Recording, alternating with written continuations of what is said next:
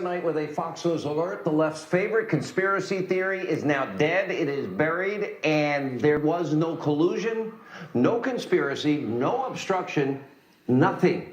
The witch hunt is over, and there will be no further charges, no further indictments after 675 days and 9 months before that with the FBI investigation. In other words, almost 3 years total of an intensive, virulent investigation. Robert Mueller's report has officially been submitted to the Attorney General of the United States. President Trump, no more indictments. No collusion charges will be filed. No obstruction charges will be filed. And no conspiracy charges, nor will they be filed. Congressman Mark Meadows put it very well. The Mueller report delivery suggests that no more indictments are coming, which we now know is true, from the special counsel, and that means that we just completed 2 years of investigating Russia collusion without one collusion-related indictment, not even one. Instead, after nearly 2 years, tens of millions of your tax dollars, the Mueller witch hunt only managed to prosecute, a few people for process crimes. Let's see, Papadopoulos, his big 12 days in jail, lying to prosecutors. Military hero, Lieutenant General Michael Flynn, has not been sentenced. He nearly went bankrupt, had to sell his home because of mounting legal bills, with both McCabe and Comey, the FBI director, deputy director, admitting and bragging they set him up, something they'd never do in the Obama or Clinton administrations.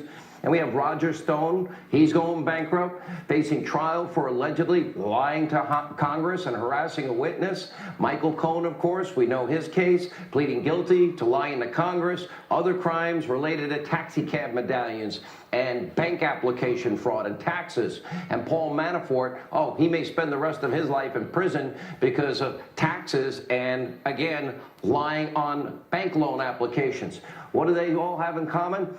Nothing. Zero to do with Trump, the campaign, Russia, or collusion.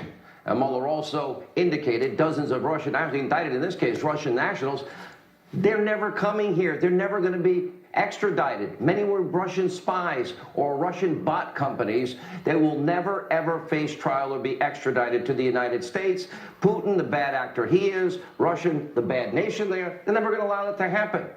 None of these charges involve campaign collusion whatsoever. But we had plenty of pre-dawn raids and guns drawn and doors kicked down in the middle of the night, SWAT gear, hours and hours of hardcore interrogation, screws turned, lives ruined. The money spent for what?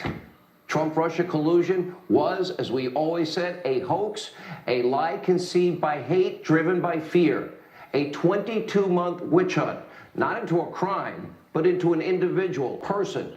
That's Donald Trump, who became president, and everyone around him. This is not how it's supposed to work in this country. This cannot happen again.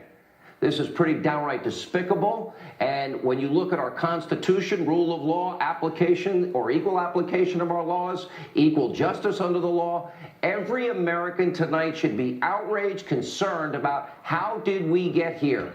Especially now that we have evidence of known crimes, massive abuse of power, which will be the focus of us in days and months going forward.